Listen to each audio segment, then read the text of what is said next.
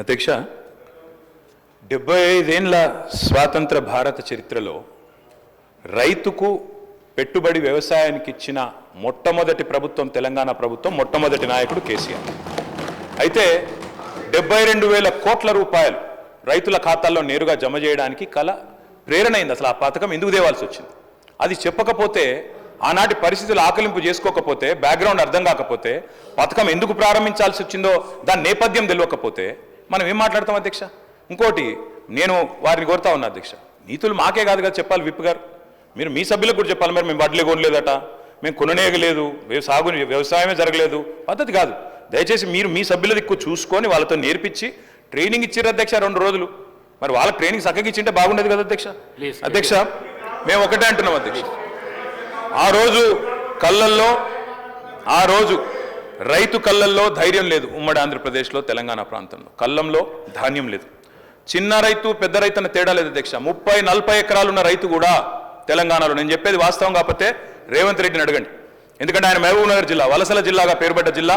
ప్రతి సంవత్సరం 14 లక్షల మంది వలసపోయే జిల్లా. అధ్యక్ష కేటీఆర్ గారు సభానాయకుడు రేవంత్ రెడ్డి అని ఏకవచనంతో మాట్లాడకండి అధ్యక్ష. సభానాయకుడు గౌరవం అనేది గౌరవం ఇవ్వండి. రైట్. కేటీఆర్ గారు సభానాయకుడు రేవంత్ రెడ్డి అని ఏకవచనంతో మాట్లాడకండి అధ్యక్ష. సభానాయకుడు గౌరవం అనేది గౌరవం ఇవ్వండి. రైట్. గౌరవం అనేది అధ్యక్ష, గౌరవం అనేది ఇచ్చి పుచ్చుకోవాలి అధ్యక్ష. ఇస్తాం, మేము కూడా ఇస్తాం. ఇవ్వకపోతే కేసీఆర్ గారిని ఇష్టం వచ్చినట్టు మాట్లాడితే మేము కూడా అట్లే మాట్లాడాల్సి వస్తుంది అధ్యక్ష. దానికి మేమేం చేయాలి అధ్యక్ష? 20-30 నేనేం తిట్టలేదు కదా అధ్యక్ష. నేనేమన్నా అధ్యక్ష? పేరు పెట్టి పిలిచిన గంతే కదా. అదే ఏకవచనంతో పిలవకండి మీరు చాలా అధ్యక్ష. ఓకే రైట్ అధ్యక్ష. మీకు చెప్పాల్సిన అధ్యక్ష 20-30 ఎకరాలున్న రైతులు కూడా పాలమూరు లాంటి జిల్లాలో 20-30-40 ఎకరాలున్న రైతులు కూడా హైదరాబాద్కి వచ్చి కూలీ చేసుకునే పరిస్థితి అధ్యక్ష. ఇది వాస్తవం. ఎందుకంటే నీళ్లు లేవు, కరెంటు లేదు. అట్లాంటి పరిస్థితుల్లో రైతులు కూలీలుగా మారి అడ్డా మీది కూలీలుగా ఇక్కడ హైదరాబాద్లో పనిచేసిన దుస్థితి. అందుకే మేము 20 ఎకరాలు 10 ఎకరాలు 12 ఎకరాలని కోతలు పెట్టలేదు అధ్యక్ష. తెలంగాణ ప్రాంతంలో నీళ్లు లేక ఎన్ని ఎకరాలున్నా రైతు కూలీగా మారిపోయిన దయనీయమైన పరిస్థితి ఉండే కాబట్టే మేము ఆలోచన చేసినాం అధ్యక్ష. మేము ఆనాడు మొట్టమొదటి ప్రాధాన్యతగా తెలంగాణ రాష్ట్రం ఏర్పడిన తర్వాత వ్యవసాయ రంగాన్ని తీసుకున్నాం.